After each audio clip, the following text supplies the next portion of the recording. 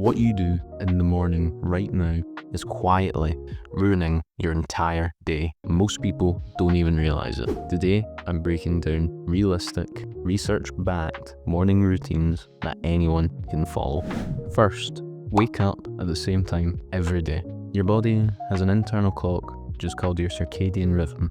Having a misaligned circadian rhythm, when you wake up at very different times, makes you feel worse throughout the day. As research shows, waking up at a consistent time will improve your sleep quality, because waking up at the same time helps you get to sleep easier, improved hormone regulation throughout your body, less grogginess throughout the day because it enhances your focus and your memory, and you'll notice you have a lot better emotional regulation during the day because ultimately you're less tired. You can implement this by choosing a time to wake up that works for your schedule, then set an alarm that slowly wakes you up. You don't want one of these regular alarms that sounds like an air raid siren. And then, once you're up, you need to skip the snooze button and get out of bed immediately. Once you're up, make your bed so you're not tempted to go back in and sleep for another while. That'll be the first task that you can check off, so you have started your day well, with a small win which sets you up for more success throughout the day. Next tip, once you're up, hydrate first thing. When you sleep, your body gets dehydrated because you haven't drank all night. Drinking water first thing kickstarts your system. You can also add a pinch of salt and other electrolytes like potassium to help your body retain the water. Dehydration can reduce your energy, focus, and even cognitive performance. Hydrating improves alertness, aids digestion, and helps your metabolism. So what to do is you should keep a glass of water next to your bed the night before and make sure you drink about 300 to 500 milliliters of water within the first 20 minutes of waking. The next tip is cold showers. Cold exposure triggers a spike in adrenaline, dopamine, and norepinephrine, chemicals responsible for alertness, motivation, and focus. It also activates your nervous system and trains mental resilience by starting off the day with something hard. People who use cold exposure in the morning often report an instant waking up effect. You don't feel like you've just got out of bed. It improves your mood and your energy, a better stress tolerance throughout the day, and increased discipline and mental toughness. So here's how to implement it without hating your life. I'd start off with your usual warm shower, so you can clean yourself, and then end it with 30 to 60 seconds of cold water.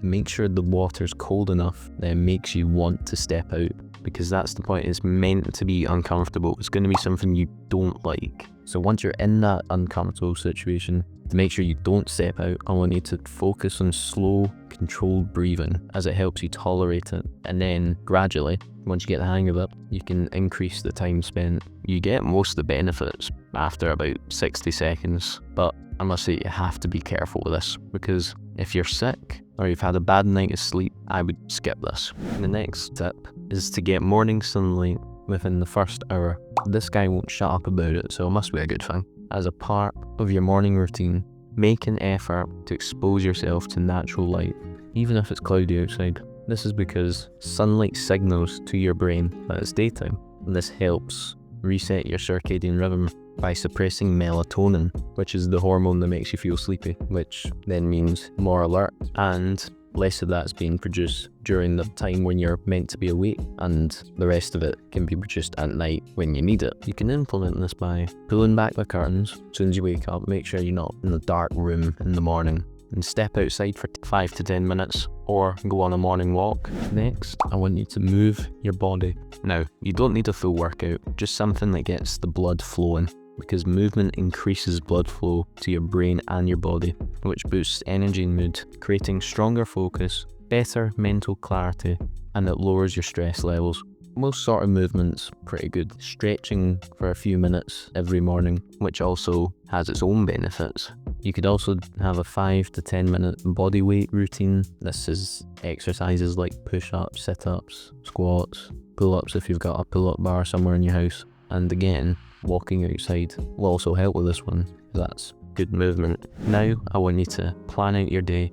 Before diving into tasks, take a moment to plan your day. Planning reduces decision fatigue, which is when you've got a decision and you've got to think about, oh, should I do this first or should I do that first? It gets rid of that so you know what you're doing, which leads you to have better time management, less stress about what you're going to do next, and it increases your focus on priority tasks.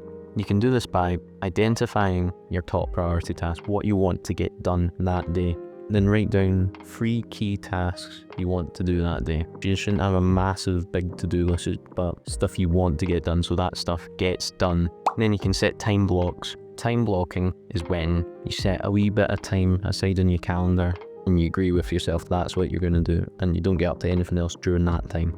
So if I set an hour aside for deep work, I know when that comes up on my calendar, that's what I'm going to be doing. And I've set that time aside so I'm not doing anything else, so I can just focus on that.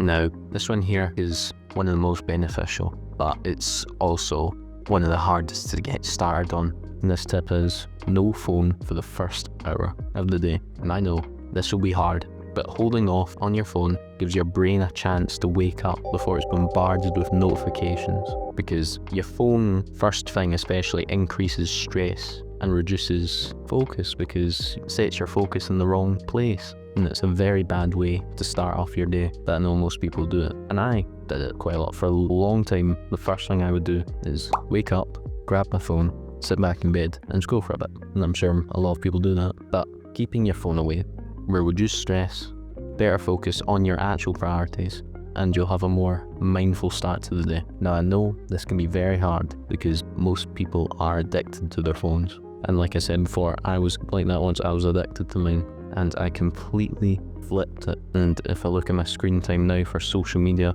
I spend about 10 minutes most on TikTok and Instagram. In this video here, I tell you exactly how I did it.